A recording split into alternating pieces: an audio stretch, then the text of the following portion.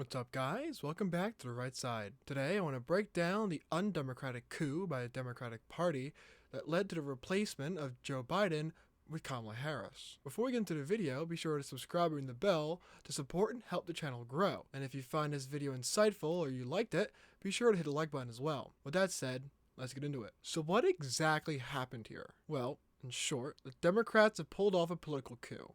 And they've done it in a way that many people aren't even aware of. Since my last video on the topic, the Republican case of Joe Biden, it's become clear that the left has completed its maneuver and executed their political shell game. What's shocking is that they've managed to do it without much pushback. They've manipulated the system to remove Joe Biden from the top spot and replace him with Kamala Harris, all while pretending nothing out of the ordinary has occurred. Let's start with the timeline. For 3.5 years, the Democratic and media establishment has worked tirelessly to protect Joe Biden. From the moment he announced his candidacy, they wrapped him in a bubble, deflecting all criticisms coming his way. They shielded him from tough questions, controlled his public appearances, and kept his real condition hidden from the public eye. It was as if they were trying to sell a product, packaging him up nicely and avoiding any negative press that could tarnish the brand. But we all know that a product can only be hyped up for so long before people start to see through the marketing. To be perfectly honest, the fact that they could sustain a facade for as long as they did is a testament to their control. It's almost as if they were running a well-orchestrated theater production,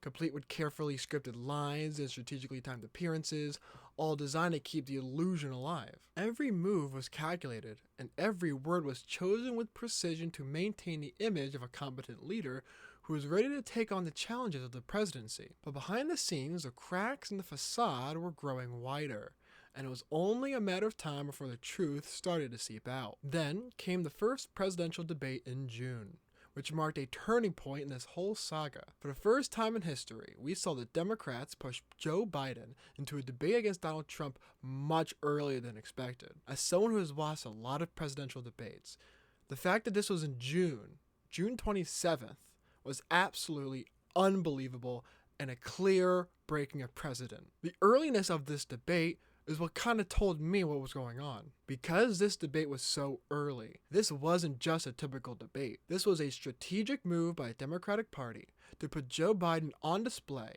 and create an opportunity to move forward with their real plan. Why? Because they needed an excuse. A public display that would give them justification that they needed to remove Biden from the equation. This wasn't a debate. It was the Democrats' way of showing who's really in control. By doing it so early, they threw the media under the bus, exposing them as complicit in covering up Biden's deteriorating condition. The fallout from that debate was massive. The media, who had been holding Joe Biden's hand and leading the charge to protect him, were suddenly left looking like fools. They were outmaneuvered by the very party they were trying to help. But here's the kicker. The Democrats knew what they were doing all along. They always were aware of Joe Biden's mental state. They couldn't have missed it. They had access to Biden day in and day out, and they saw firsthand how his condition was affecting his ability to perform his duties. And yet, they chose to lie, to cover it up, and to lead their voters to believe that Joe Biden was still the right man for the job. This was no last-minute revelation.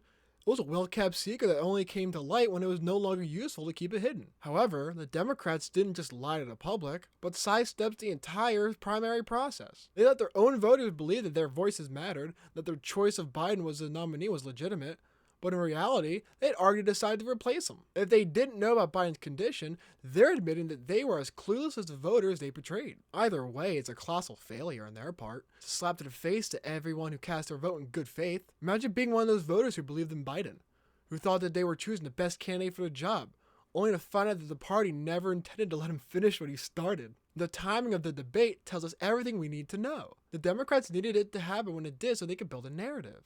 A reason to push Biden aside without too much backlash. And they did just that. They paraded Biden around just long enough to outweigh the primary process before they dropped him like a bad habit. This wasn't just about Biden's health. It was about creating the perfect conditions to justify their actions. They needed to build a narrative allowing them to replace Biden without facing too much backlash from their base. And they did just that with a level of precision that can only be described as Machiavellian. What's even more interesting is the excuse Biden gave for stepping down. Despite having the full support from his primary voters, he claimed it was the right time to pass the baton. Of course, he couldn't cite his mental state, as that would have immediately disqualified him from remaining in office. This was a calculated move by the Democratic Party to orchestrate a smooth exit that would keep their image intact. It's a classic example of damage control. minimizing the fallout while maintaining the appearance of stability and unity. But make no mistake, this was anything but a smooth transition. It was a power play, pure and simple, designed to keep the party in control at any cost. And let's talk about Kamala Harris, the woman now seated in a position of power. Her rise to the top has been nothing short of meteoric. But let's be honest, she's only ever failed upward. From her time as California's Attorney General to her short stint in the Senate, Harris's career has been marked by controversy, inconsistency, and quite frankly a knack for landing on her feet no matter how many times she stumbled. And now, she's been handed the keys to the kingdom, not by the voters, but by the party elites who see her as a perfect puppet to further their agenda. The big question now is who her VP will be. There's a significant chance it could be Josh Shapiro, the governor of Pennsylvania. On the surface, this may seem smart, making Pennsylvania more winnable and giving David McCormick a run for his money. But there's a problem. Shapiro is Jewish. The Democratic Party has a very vocal and very anti-Semitic streak running through the progressive wing. The Genocide Joe types have a sizable population in the Rust Belt, and this could spell trouble for the party moving forward. This is where the Democrats' internal contradictions start to come into play. On one hand, they want to present a united front. But on the other hand, they have to contend with the growing influence of radical elements on their own ranks. It's a delicate balancing act, and one misstep could send the whole thing crashing down. What we're witnessing here is a masterclass in political maneuvering. The Democrats have shown they are willing to do whatever it takes to maintain their grip on power, even if it means betraying their own base. The media, too, has been exposed as nothing more than a pawn in this game, used and discarded when it no longer served its purpose. The question now is, will the American people see through this charade, or will they continue to be led by the nose? Only time will tell. But one thing is clear, the stakes have never been higher. We're at a crossroads in our nation's history, and the decisions we make in the coming months will have far-reaching consequences for generations to come. It's up to us to decide whether we want to be active participants in shaping our future, or passive observants who allow others to dictate the course of events. Will we stand up and demand transparency and accountability, or will we allow ourselves to be swept along by the current, content to let others make decisions for us? I hope you guys enjoyed this video. If you did, I'd appreciate if you could hit the like button. If you'd like to support and help the channel grow, please subscribe and ring the bell to stay updated with all my uploads. Finally, whether you agree or disagree, leave your thoughts in the comment section below. I look forward to engaging with you guys in respectful and thoughtful discussions. With that said, I'll see you guys next video. See ya.